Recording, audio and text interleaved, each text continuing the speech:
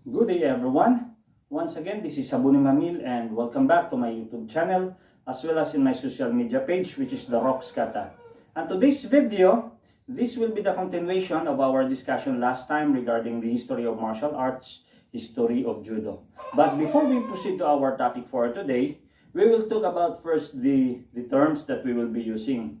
First term is the dojo. Dojo means the premises area or the gym. But since we are now in the new normal, this virtual class is considered as our dojo. And there are rules and regulations that we have to consider when we are inside our dojo or premises area. First on the list is be punctual about your schedule, practices, and meetings. So meaning to say, for example, our class will start at 10 a.m. So before 10 a.m. or exactly 10 a.m., you have to open your cam, you have to open the link that I'm sending in our GC. Alright, before 10 a.m., let's say 15 minutes before our time, I am preparing all the tools, the laptop, everything, so that during our class, there will be no any interruption. So that is the meaning of our first rule in rules and regulations. And then number 2, wear your karate uniform properly. It should always be neat and clean. Since this is a part of our subject in criminology, and that is not mandatory to require all of my students to buy the martial arts uniform. If possible, you can still wear your PE uniform at school, let's say white t-shirt and then jogging pants. So that is okay for me. And we have to, of course, we have to wash, we have to wear a clean uniform so that to maintain the proper hygiene.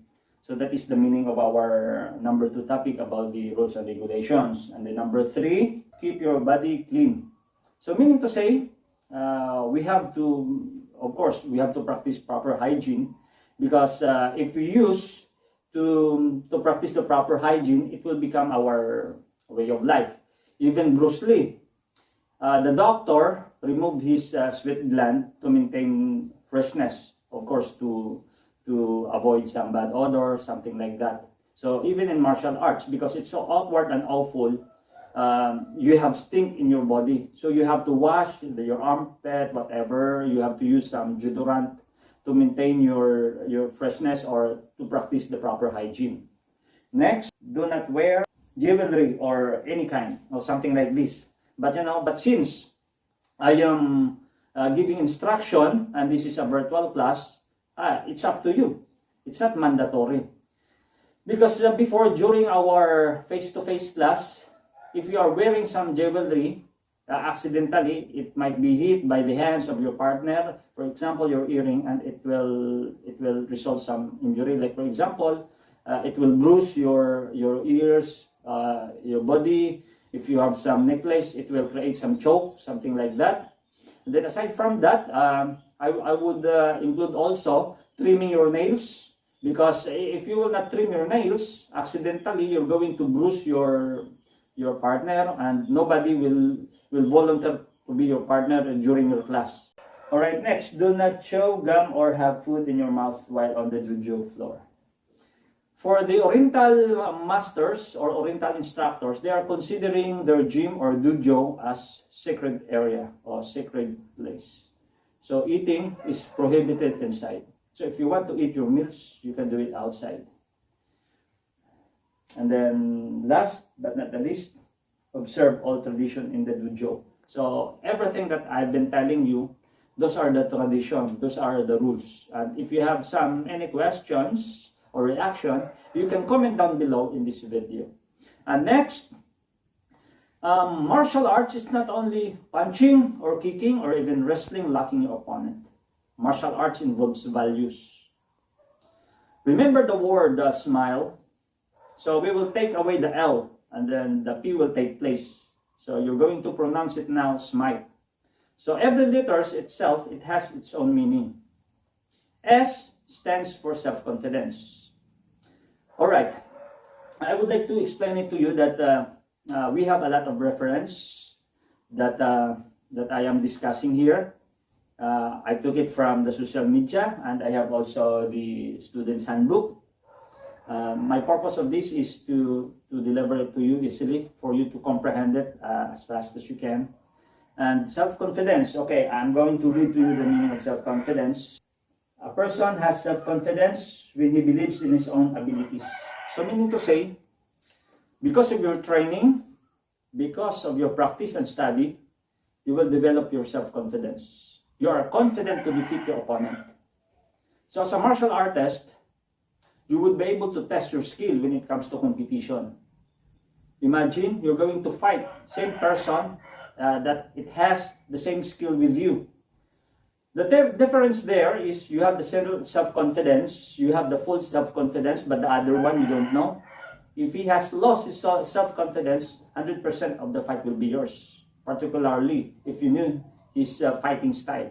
Because knowing your opponent, you have the confidence to defeat him. 100% of the fight will be yours. Next, modesty. Okay, a modest person has a humble opinion of oneself. Achievements. A modest person is not flashy or showy. So meaning to say, in modesty, you are not conceited. You're not showing to everybody that you are a martial artist. What I mean is low profile, maintain it. And it doesn't mean that you are a martial artist. You feel like no one can match you. So martial arts is just only for self-defense.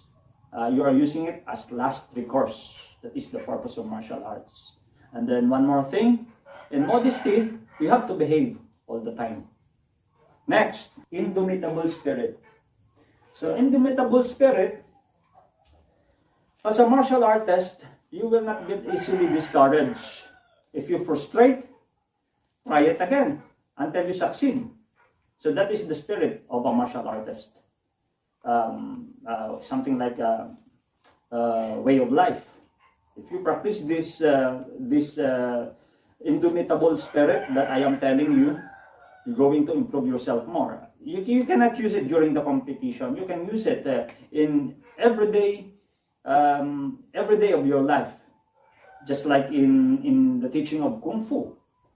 According to the masters, the Sifus, everything you do is Kung Fu. Just like in martial arts, everything that we are doing, we can apply it in our daily lives. Next, perseverance. All right, I will not read the definition of perseverance. I'm going to explain it to you. All right, perseverance.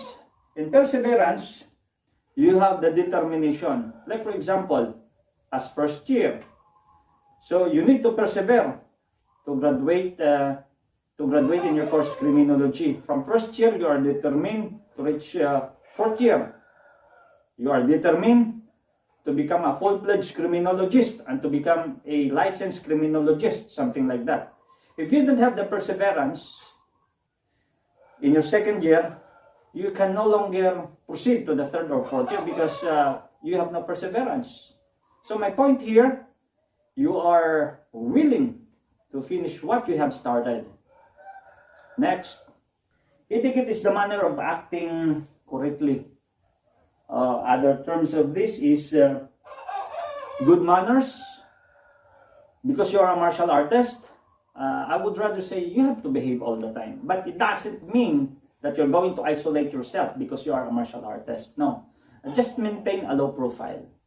Never use your martial arts skill to joke. Like for example, you have your friends, classmates, you're going to make some jokes like beating them with a back fist, and then you don't care if they get bleed or whatever, or you're going to kick them on their ass, or you're going to kick them in their groin as joke.